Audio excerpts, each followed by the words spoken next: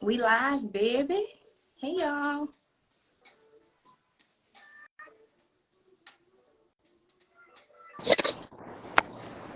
Okay. You can hear me? Yeah, I can hear you. Okay. You outside? Yeah, You I'm outside, outside. outside. Yeah. All right. Okay, we got some views already. Oh yeah. Hey, y'all. Guess we gotta get started. Okay, hair. Hey, y'all. Okay, come through. Rip me out the plastic. I'm acting brand new. Hey, brother. Cam, what you doing over there? Uh, I was just waiting for this. Oh, okay. Yeah. I'm about to fall asleep. Really? Why you always sleepy? No, I had to work today. I had to work today. So Gotcha. Hey, brother. If you are watching and you are an alum of a HBCU or you currently go to school somewhere, like just drop the name in the chat. You know, every time I'm on live, I feel like I'm on TV. oh wow. Hello. Hello, mother. Like, hi, Miss Corporal. All right, so it's 9 on the dot, so we can go ahead and get started. So hi everyone. Hey girl. Congratulations. So hi everyone. Welcome to Life After College. We're just gonna talk a little bit about Cameron's experience and also my experience as well. So I'll introduce myself. I am Danielle Beal, the founder of Thrive Coaching, which pretty much is a consulting business that helps college students, young adults, and youth of all ages. And I teach them how to thrive through life changes and transitions. And so, Cam, would you like to share a little bit about yourself? Hello. Yes, my name is Cameron Corporal. I graduated from Virginia Union 2021. Currently, I'm a teacher out in Oakland, teaching kindergarten. So, yeah, we can get into it. Okay. And yeah, I'm an alum of Shaw University. I graduated in 2012. All right. So I want to just start off with just saying congratulations, Cam. I know you relocated. You're doing big things in Cali. And so can you just let us know, where did your college journey begin? What school did you start?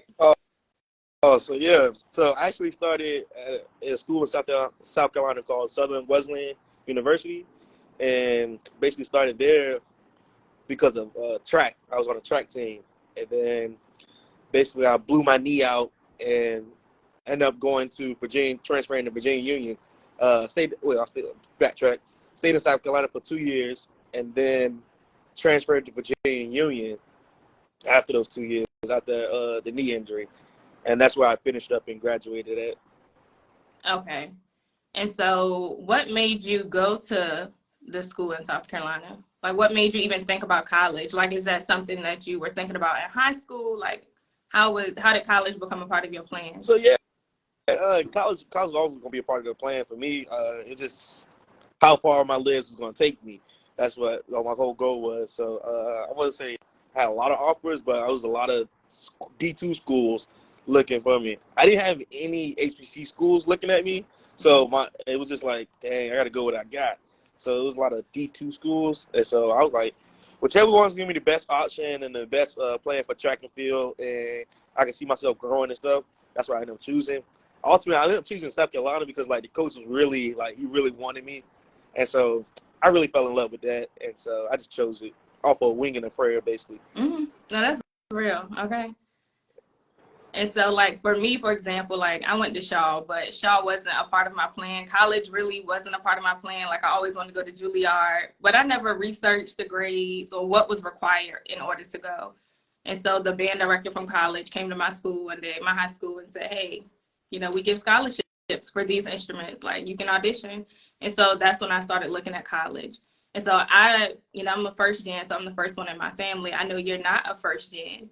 And so how has that experience been since you already had a sibling, you know, who went to college? You know, what was it like? Did you feel pressured to go to college, or it was just something that you always genuinely desired yourself? Um, it was always two choices in our household: either you go to college or you go to the military, and it was straight like that. Mm-hmm. So, see, my brother go to college, and he went to Morehouse, and so I was like, I want to do this, and yeah, I was like, yeah, I'm going to college. It was no second thought. I wasn't doing the military. I did have Right. like maybe join the Marines, but then that went away like quickly after coach started calling me, and I was like, all right, well, I guess I can get track scholarship, so I definitely will be going. So, Mm-hmm. so yeah, that's what ultimately track scholarships ultimately made me really tone in on going to college. Gotcha. And so how was that transition to Virginia Union? Like, because I know the culture was way different. So what was that transition like? It was like a culture shock for real, for real. Honestly, I think I stayed in my room like most of the time because I was just like, so just being transparent, like I was coming off a really bad like semester and GPA wise and in this new school, and I was like, they basically gave me an opportunity, so I ain't want to mess up, so I was just focusing on my books, my grades, just trying to get that up, my GPA up, and so I really just stayed to myself until I had a couple guys that I knew from back from high school that were younger, and so I would hang out with them, they'll get me out a little bit, but other than that, I was just trying to stay to myself. I really wasn't trying to experience the HBCU experience and that I really wanted. Mm-hmm. And so what is the HBCU experience that you wanted? Like, what would that have looked like, or what was that image in your mind of that experience? I think the experience, well, just like it came once I was RA, and I was like, I really wish I was out more and doing stuff more back when I first got here, rather than at the ending of my time at Union. So I just wonder, rewind it back, and if I would have started like I finished, I probably like would have loved my HBCU experience more. Okay. And so how was your HBCU experience? Like, what did you like about it, or what did you not like about it? So we ain't saying too much, but we already can conclude that I was going to a PWI, and I was studying the same thing, criminal justice. Coming to Virginia Union for me, seeing teachers that look like me, understand me, it was kind of hard in South Carolina because just saying that uh, everything that was going on, the riots and stuff, they would always ask, "Why are y'all doing that? Why are y'all doing that?" And it was also, I always had to fight and argue about it. But then when I got Mm-hmm. to Union, it was just like, okay, I'm under. People got the same opinion that I got. We're learning about this through black lens and being more educated about the criminal justice system through black lens, rather than just hearing a white person down black people all the time. It was just Mm-hmm. like training for me. But when I got to Union, it felt really better. So for real, like that's what I'm saying. The HBCU experience, that's what it really was. Just having teachers that look like you, understand you, and really there to help you. Mm-hmm. That's good. That's real. And also, would you say going to, so the school in South Carolina, was it smaller, or was it the same size as Union, or was it Uh, bigger? it was about the same size Oh, as okay. Union. Yeah, Okay, so it was that small hometown feel, it's both of them. small Gotcha. hometown feel. Okay. And so I know something I was thinking about earlier, like when I went to Shaw, um, my sophomore year. So you know how you say you came from a bad semester. My sophomore year at Shaw, I was partying, doing everything that I could, and I was making sure the only thing I did was go to band practice. Like I was a band head, so you know I went to band practice. That was all I focused on. But what I loved about Shaw is that the professors, like when they saw me on the yard chilling, skipping class, they intentionally was like, "What are you doing? Like, why are you skipping class? Come to class." And I would get up and I would leave. And so I'm just like, that customized experience for me, just caring enough about me to say, "What are you doing?" Because I wasn't just a number. Because they could have just kept minding their business. Yeah. Like, oh, she about to fail my class, but it was like they genuinely cared. And so were there any moments at Union where you felt like, they really care about me? There's someone in this space that genuinely cares about me as a person. Um, I can say like it's real deep. When my uncle passed, it was like real hard for me. I knew I had to be somewhere. I had to be down in Florida. I knew I had to do that, and it was quick. And so I was like, I just told my dean, the dean at the time. I was like, ma'am, I'm sorry, my uncle passed. I gotta go. I gotta go to Florida right now.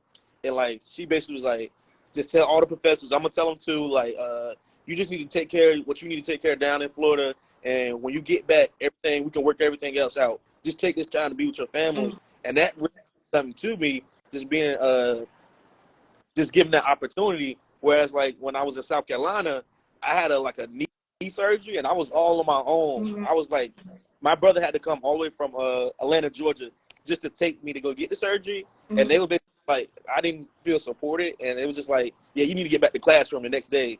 And I'm like, I'm Wow. high off meds, stuff like that. And so it was like, now I got the union, and this situation happened. In my mind, I'm thinking like, nobody's gonna support me, but I gotta do what I gotta do. Mm-hmm. But at the whole time, like the university, well, not the university, but the professors that I had at the time supported me very well. And it was like, don't worry about anything. Don't worry about your grades and stuff right now. Just focus on your family when you come back, because what you've done so far, we know that you'll be a good student. So, yeah. And that leads me to something I actually was going to ask you. How was it navigating the grief when your uncle passed? You know, navigating through that in the dorms and back to college life. How was that process? I think me taking that drive down to Florida in the week off and stuff, it really helped me get back. Honestly, because when I came back, I just jumped back into action. I think, but when it first happened, I was struck. I was heartbroken, and then I had a couple other artists that helped me out. Was like, man, just go, and stuff like that. I leaned on them a little bit, and then once that I came back, everybody was like, nobody was really like, dang, Cam, when you came back, everybody treated me the same. So that made me feel like good to go, because I'm such a person that like, once I'm over something, that's it. I don't need to hear about it no more, like that. But I was also given the space and opportunity, if I needed to talk about it, if I wanted to. But yeah, so for me, it was a good experience of people respecting my my wishes and whatnot. Mm-hmm. Yeah, because when I started working, I believe when you came back, it was at the time I met you at the time when you came back from Florida. Yes. So I do remember that. I do remember all the RAs just surrounding you. And so speaking of RAs, can you let everyone know what an RA is for those who may not know? It's a resident assistant, basically the babysitter of the dorm room, making sure students do what they're supposed to do in their rooms and stuff. And how was your experience being an RA? Like, how did you even know to, apply to be an RA? So my experience was kind of different. I'm the type of person that I need stuff done, and I complain a lot. And so the person was like, well, why don't you just apply for the job? I said, I might as well, because stuff ain't getting done. Mm-hmm. So I started off as like the desk assistant, and then I worked my way up to being an RA. And through that, I was just doing what I had to do, like how I would want my RA to be. That's how I was trained to my residents. Like if they needed me, they knew they could call. If they need to knock on my door, yeah. But just don't knock crazy hours. You had to understand stuff like that. I just wanted to make sure that my building was up to codes and stuff was getting reported and stuff like that. Mm-hmm. So that's how that was. That just more so like you wanted to be proactive because you wanted to see changes made within the dorms. Yes, definitely. Okay, and what's interesting, like when I went to Shaw, we had RAs, of course, but I don't remember RAs. I don't remember my RAs at all. Like, I do not remember that experience. So even, with me being the community director at Union, it was like, when I thought back to my experience, it was like RAs were kind of out of sight, out of mind. You still kind of did what you wanted to do. It wasn't, room checks. They really weren't taking your stuff. It was literally out of sight, out of mind. So it wasn't something that I knew about. It wasn't something that I knew to apply to. But I wish in hindsight, I'm like, oh, wow, maybe I would have thought about leadership, student leadership. And so with student leadership, do you feel like there were some disadvantages of being RA because you were still the college student, but then now you're the student leader as well?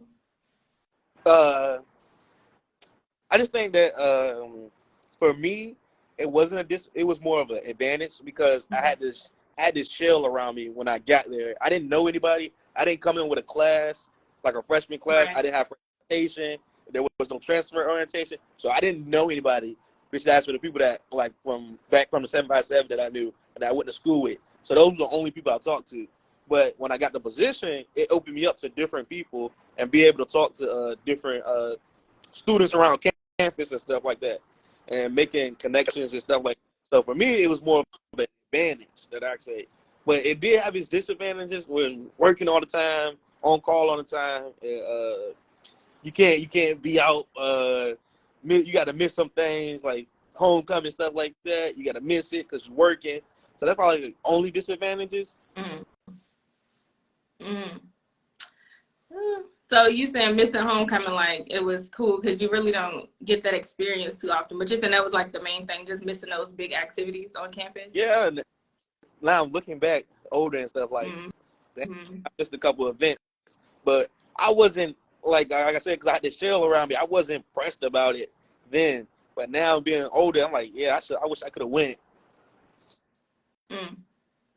And so, what advice would you give to someone who is currently in student leadership? And they're trying to find balance between, I'm missing out on this fun, but I also want to lead in a certain capacity. It's really balanced. It's the balance. All I can say, I'm about my work. So your student leadership is what's gonna get you to your next job, your life after college, because it's not gonna be all party and play all the time.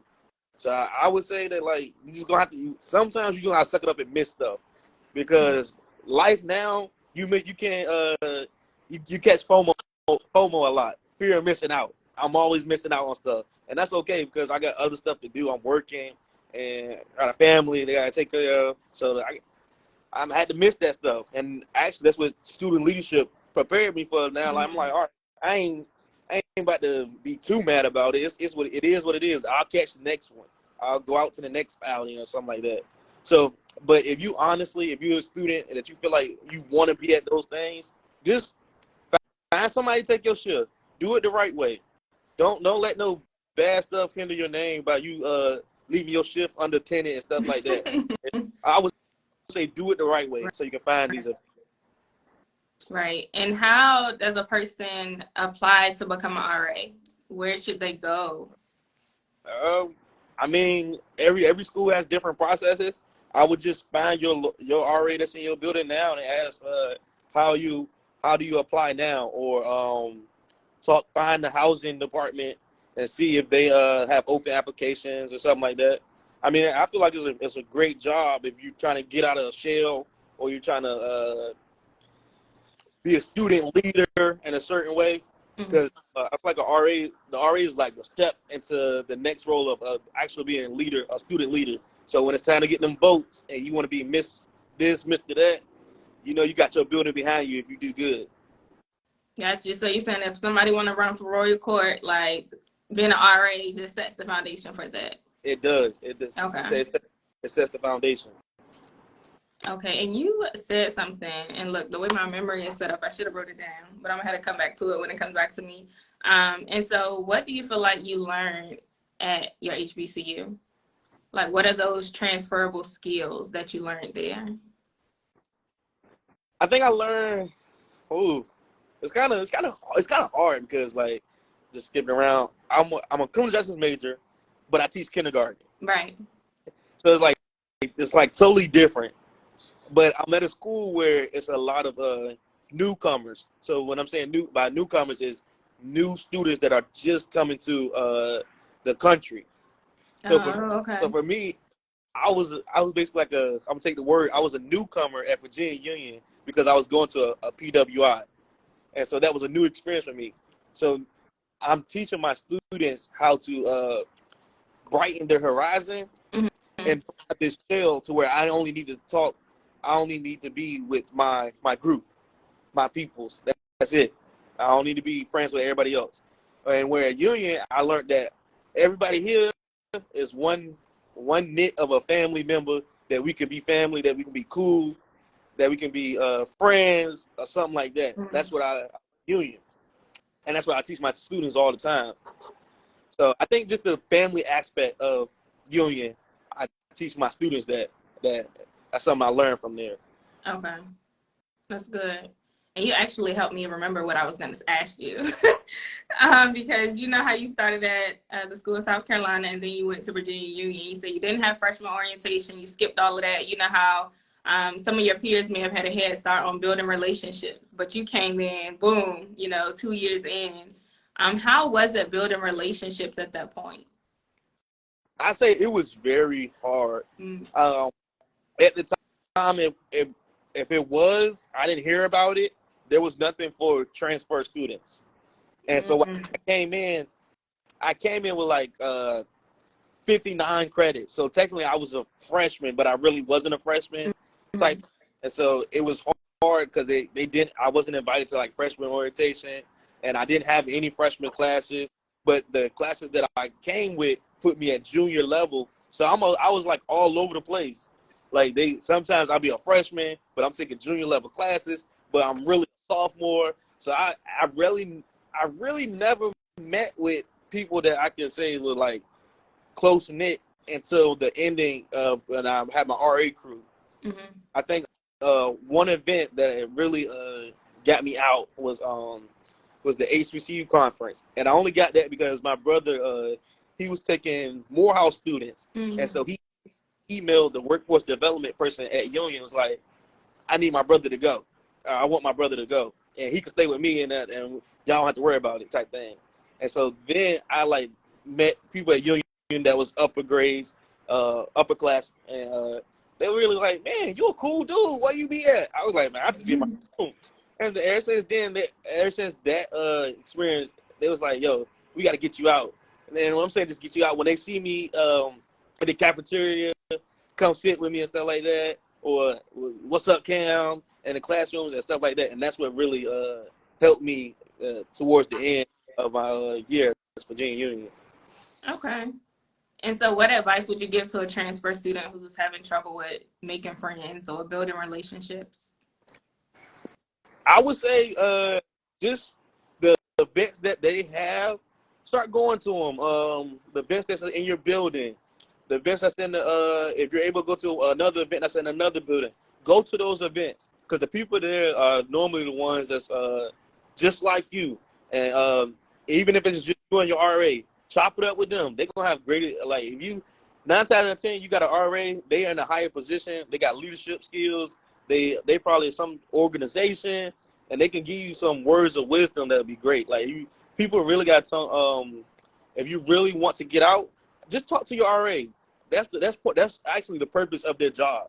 When they really do that, so that's another reason why I took the job too, because I didn't have the feel of RAs being able to talk to them, ask them questions. Ask them questions. That's part of their duties to be there as student ambassadors for the university. So I really say, yeah, talk to your RAs. That's good. Okay. And so kind of to switch gears a little bit, you hit on how you major in criminal justice. You majored in criminal justice and how you're a kindergarten teacher now. So what was your first plan before you graduated? Were you going to actually pursue criminal justice? And what made you pivot? So yeah, so I was going for this government job in DC, and the process was long because I started the application like um, November of the year that I was graduating, and then like summer came around. I was like, I gotta find me a job because this is taking forever. So okay. I'm gonna try the school system stuff. Maybe just like security or something like that, or a low level job that I can just get on because I got a degree. And then one of the housing directors at the time, he was like, he's doing this. He was taking this job out here in Cali, or this fellowship program out in Cali. He's like, I think you should apply too. I'm like, all right, bet. And they was like, boom, boom, boom. Cam, come on, you good. So came out here, took a trip, June 18th. It was great. It was nice. The guys I met were good. I was like, all right, I'm gonna give this program a try. It's a fairly new program, so with that, it's some rough patches. But I knew that I got the work, the mentality that I got. Even if this didn't fall through, I was gonna have something to back up. I was gonna have backup plans, and backup plans. So I took a chance on this program, and it's actually been a great experience for me, and it helped me a lot. And it's actually a career change that I wanted to change to now, Mm. and I'm into this. So really, the housing director that threw me this application really is the one that got me changing my path. Wow. And you actually love what you're Yeah, doing. I actually love what I do. I actually love waking up going to work. Wow, that's good. And do you see how the criminal justice degree is at work at all where you're currently doing? And so maybe not in a literal sense, but do you feel like there are some aspects of criminal justice or anything that you've learned for your undergrad degree that's relevant now as you are teaching? Oh yeah, so I was always going. If I knew if I didn't the DC government job didn't work out, I was gonna be working with juveniles. I always wanted to work with juveniles. Okay. But then, with this working in elementary school, I'm getting into the kids before they get to being a juvenile. And Okay. and Ooh, that's so good. yeah, being in elementary school, I'm seeing the behaviors. I'm seeing why kids act the way they act, and then I'm looking and I'm seeing that the teachers that they get and then the behavior. And I'm like, if I'm the middleman, that behavior goes all the way. Mm, Like my presence at the school is like it changes everything. And now I got kids that were behavioral problems are not behavioral problems. Kids that were struggling are not struggling. So that's all it is. I believe, why do kids commit crimes? They're struggling in school, yeah. or somebody labeled them as a bad kid already, and that's all they got. That's all they think they can do is be a bad kid. And so, yeah, I see my criminal justice degree helping me because I'm telling them like, yo, you can't be doing this because this was what's gonna happen later on in life. I Mm-hmm. think it's great because kids are getting older at younger ages. They know about different stuff at younger ages. So I'm shooting to them straight like, if you do this and that, you're gonna be behind the bars basically. And they listen to it and they respond to it in a way that like they change. Mm. And they're like, oh, you're right, Mr. Cameron, you're right, type thing. And it's good because you may be the representation of the black male or the black role model that they see. And so that's good because, like you said, the behavior issues is something deeper a lot of times. So It is. sometimes, yeah, some kids act out because that's the only way that they receive love is if they're doing something. That's the only way they can get someone's attention. So that's really good. And I love how you connected it. Like, whoo, that got me hyped because I love when people, it's so broad, right? Because sometimes we major in something and we think it has to look one way. Because, you know, my undergrad is in psychology. My master's in theology. I'm working in higher ed in the registrar's office. And so it's just like, all of it is at work. I see the psychology at work. I see the theology at work. And like you said, you're the middle person, right? So you're able to help them before they get to that juvenile part. So, ooh, that just blessed me, Cam. Okay. Yeah, you're right though. Yeah. No, that was good. And so another thing, what would you say to a person who, you know, is looking to relocate? You know, how was that experience? You literally went across the world, like from Virginia to Cali. You know, that's not, you can't jump in the car to go home to visit. You know, so how was that relocation experience? For me, from my experience, I was given the opportunity. This program provides housing, they provide stipends, and I got a job. So long as I got those three things, like I got housing, I got financial stability, and um, I have opportunity of growth. Long as you got those two things, when you just moving out to a place like in California, you can be good to go. Like I suggest to people lock one of those three things in before you move.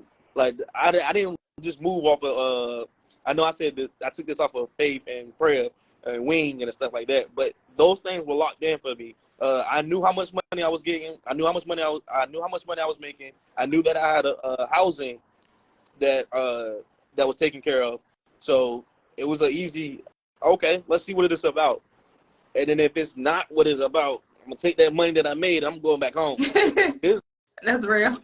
Yeah, this wasn't a thing where I just moved out here and I ain't know nobody, and I was just like, I'm gonna figure it out, staying in a hotel type thing. Nah, this was like, I got housing, I got a job, I know what I'm gonna do, and I know what the backup plan is. I always say like I know some people like want to make that first plan work, but sometimes things don't fall through when you move into a different state. Like the, where you at now is not, it's totally different in another state.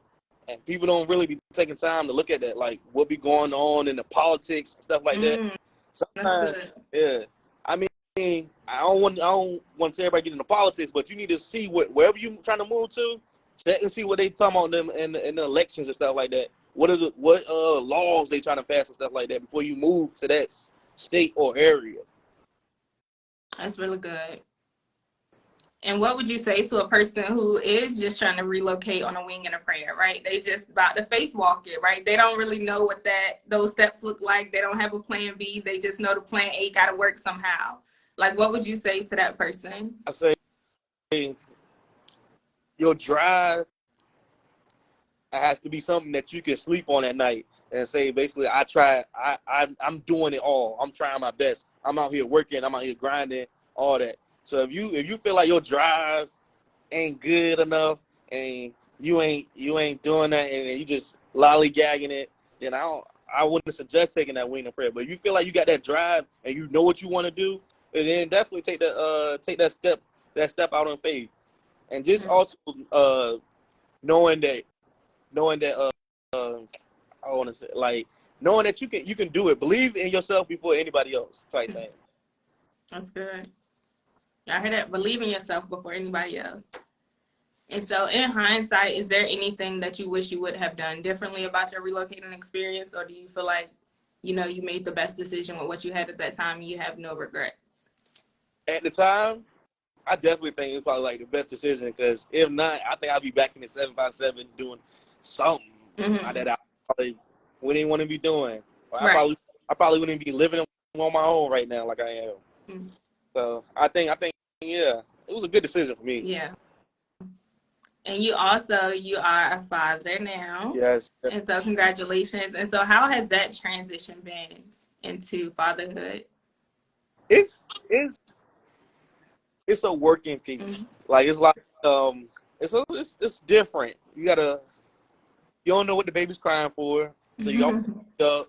And then if you're in a sense where a job doesn't provide you with that leave that you can take, it's gonna be hard. I was thankful that I get 60 days that I can use it whenever I need to. Oh, that's good. So whenever when the school year start back up, anytime that I need to take off, I got it automatically. Like, no questions asked. If I wake up 12 a.m. and be like, I need to take off, I can take off. So that's a good thing for me. And so I just think it's real nice because it's summertime. I'm glad he was born at the end of the school year, so it was good. I got to go in for that last little week, and then been off with him home. Did a little summer school. That's only from 8 to 12 though. So just been nice holding the baby. It's so nice. It's so cute. Oh, congratulations. Thank you. It's unbelievable. It's like, because I'm just thinking about, when I was working at Union and you were there, it's just like, wow. I feel like your life has just accelerated.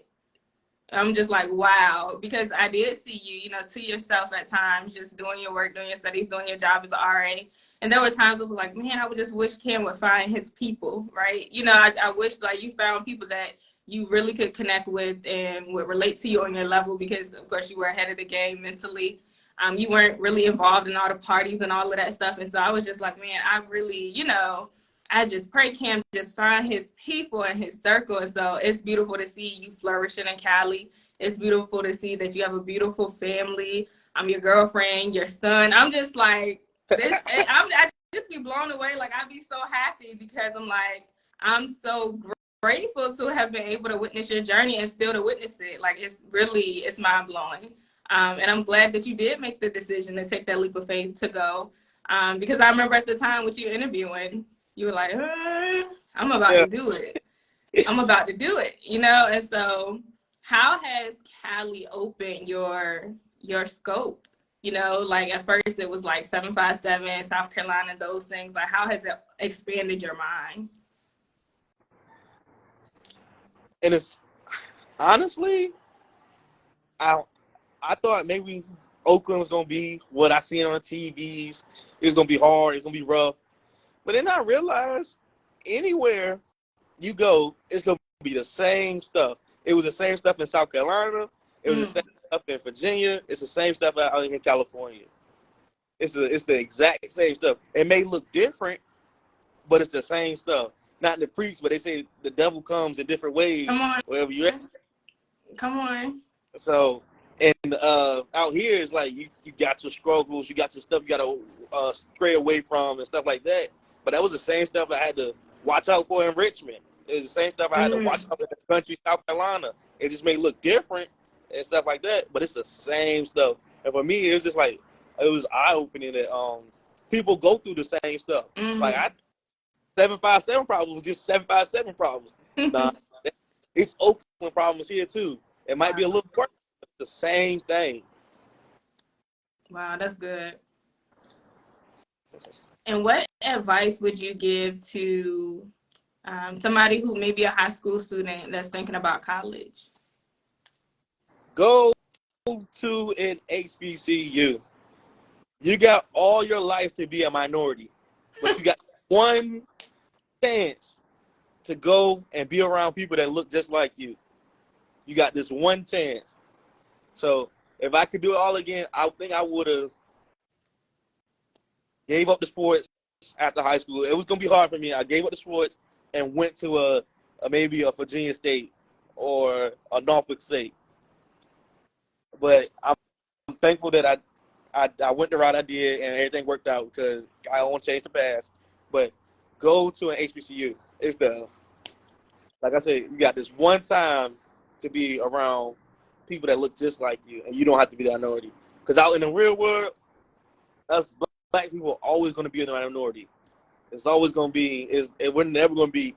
I won't say never, but you're never going to be in a space that everybody looks like you, think like you, or have the same views as you. So, yeah, my suggestion is go to an HBCU. And what advice would you give to a college student who maybe they are at their HBCU and they're frustrated? Maybe they're tired of financial aid. Maybe they're tired of the runaround. Maybe they're tired of HBCU struggles and they're thinking about transferring. What would you say to that person? Just like HBCUs got struggles, them other schools got struggles too. They just keep it in-house that you don't know about. But I feel you. I feel that, Joe. If you feel like your stuff ain't right, maybe it's time to go to another school. I suggest going to another HBCU. But if you feel like your chances, you want to try your hand at PWR, try it. Ain't nothing wrong with going from school to school. It's okay. College, the idea of college is done in 4 years. People finish 5, 6. It does not matter. When you put it on your resume, nobody's going to look at the years and be like, oh, wow, it took them this long. Nobody's going to care about that. They don't care about that at all. So that's facts. So I say weigh your options. Weigh your options. And that's good. Yep. Because I was the 5-year, because my sophomore year practically didn't count. I was too busy partying. So, yeah, I was the 5-year. But that's good. And so is there anything you want to leave us with, any advice to any person in the workforce, entrepreneurship, anything that you just want to drop? Because you've been preaching tonight, so it's something else you want to lay on us. I know, me personally, if anybody know me, just be yourself. Just be yourself. Like, you don't have to change yourself for nobody. Don't feel like you have to walk in this room and you have to code switch. Come on. You walk in the room and you be yourself. I know the school I'm at, I'm being myself 24/7. And the positions that I got, the roles that I got now, because of me just being myself and not code switching or being different for anybody, has gave me great opportunity. So whenever I walk in the room, I'm Cameron Corporal, no switch, no nothing, and I'm just being myself. I ain't saying I'm being a a-hole and I'm being ratchet and all that, but I'm just being real. I'm giving it how it is, and either they accept it or they don't. So I just say to anybody, just be yourself. You don't have to change for nobody. That's good. That's real. So does anyone have any questions? Cam, you got any questions for me? You want to flip it? You want to ask me some questions? Or I could say, like, how was the experience of me working with you? Like, how did you feel that experience was? Oh, it was a really good experience. Actually, I learned a lot from you.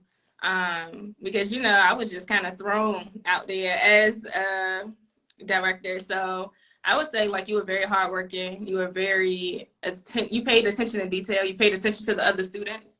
There were times when you would say, hey, Miss Bill, she's struggling with something. I see it. It's all over her. Like, you need to talk to her. I'm like, all right, Cam, I'm going to talk to her. Like, no, really talk to her. I pulled a student in the room, sit down, and she started crying. I'm like, you know, like, shout out to you for that. So I thought, like, working with you was amazing. There were times, like I said, you inspired me because I was getting frustrated in the job. And you're like, no, like, just give it all you got.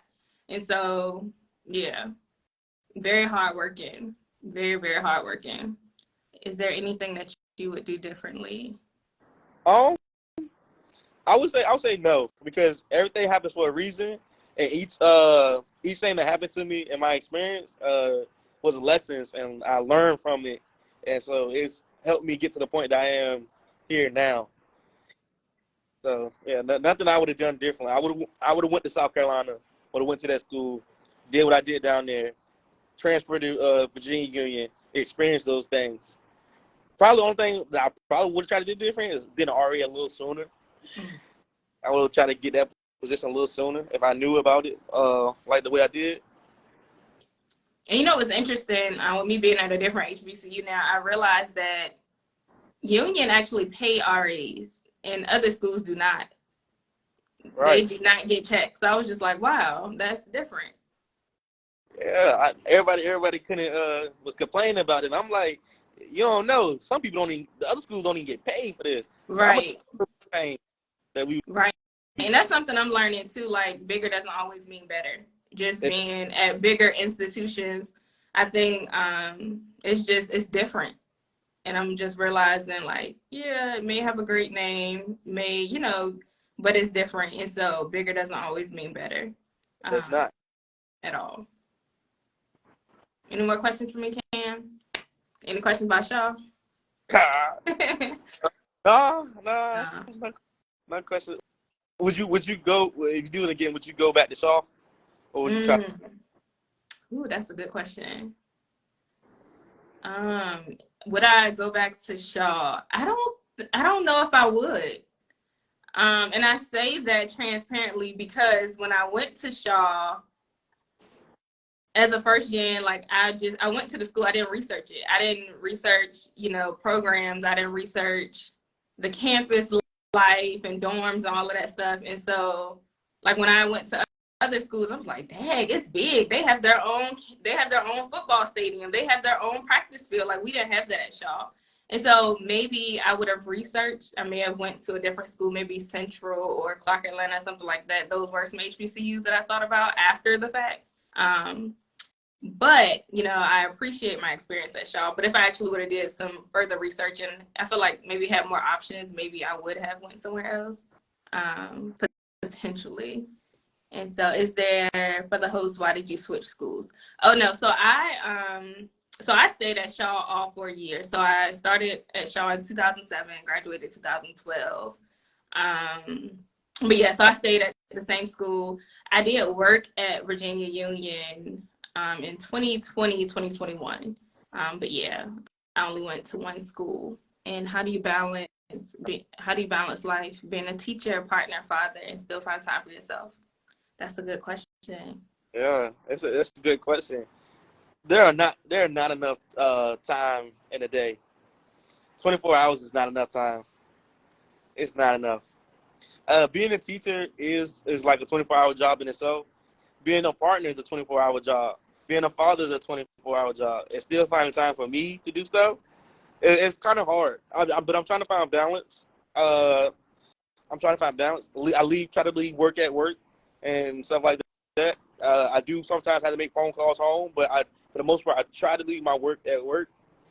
Being a partner is sometimes I feel like I lack in that area because I'm managing school, trying to manage being a father while also being while also being in school too. It was kind of hard just finding time to be the partner that I needed to be, and also I didn't want to I'm telling you, all my time goes down to be fathering. I love being a father. It's nice, but I also have to realize that I got other stuff and just finding balance. It's kind of hard, I'd say. So just got to work through it. Mm-hmm. And so some things may Like, of course, being a father and a partner, that's kind of like priority, right? Right. You know, that's like always priority. And then it's like, how do I integrate these other aspects of life? But yeah, that's good. But I hope you, and sometimes I even wonder, like, is balance the real thing? You know, like, how do we truly find balance in certain areas of our lives, or is something going to get more of us at certain times? And but yeah, I just pray that, you know, you find your flow Right. on your journey, you know, of being a teacher and all of that. Okay. Oh, Mr. BU. Oh, but but yeah, that was good. Thank you everyone for tuning in. If you have any questions, feel free to drop them in. I'm so happy to see you, Kurt. But yeah, thank you all for tuning in. Again, I am a Shaw U alum, class of 2012. Cam, I'm VUU alum. Go ahead, do your oh, thing. Virginia Union, 2021 graduate, out in Cali, 757 always. Yes.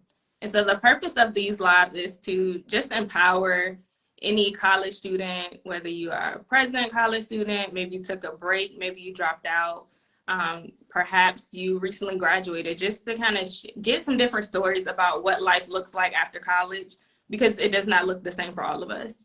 And so as Cam shared his journey, he went, you know, straight into the workforce and he had an opportunity, which is a blessing.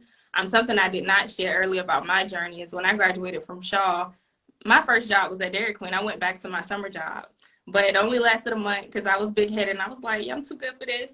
And I quit. But then I was a cashier at Sam's Club. And so my journey has just looked a lot differently. And so, you know, I just want to encourage anyone, you may go to a job that you feel like is beneath you, but it's all working for you. There's something that you're able to learn. All of those skills are transferable. And so your path is not going to look like the next person's. And it is okay. And no one has it all figured out. And I know often in the Black community, you going to work, military, but you're not going to be sitting around, you're doing something, going to school. You're not just going to be sitting around the house. And so, but I do encourage you, if you are able to take the time to just kind of figure out what's next, or to reach out if you're unsure, and it's okay to be unsure on your journey. But yeah, so thank you for tuning in. Thrive Coaching, period. Thank you, Kim. It says, stay strong, son. You got this thing. Thank you. Thank You you. see that? But yeah, thank you everyone for tuning in. I hope that you have a great night. Cam, best wishes on all that you're doing. I know God is doing God's thing in your life. And so, yeah, there's more to come. And so I look forward to seeing how you continue to elevate, how you find balance, or whatever that looks like for you. But yeah, just keep being great. Thank you. Thank you. Thank you. You're welcome. And I hope this takes off. I hope more students tap in and give their experience, because it's always nice to share and give back to the younger generation, or even the older generation that needs to hear this. Exactly. Yep. That's facts. All right. Thanks, y'all. Have a good night.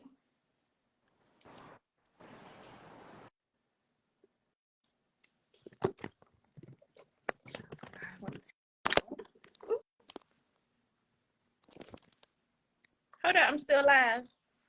Hey, y'all. Hey, girl. So I'm about to get off. I meant to cut it off. Thank you for joining.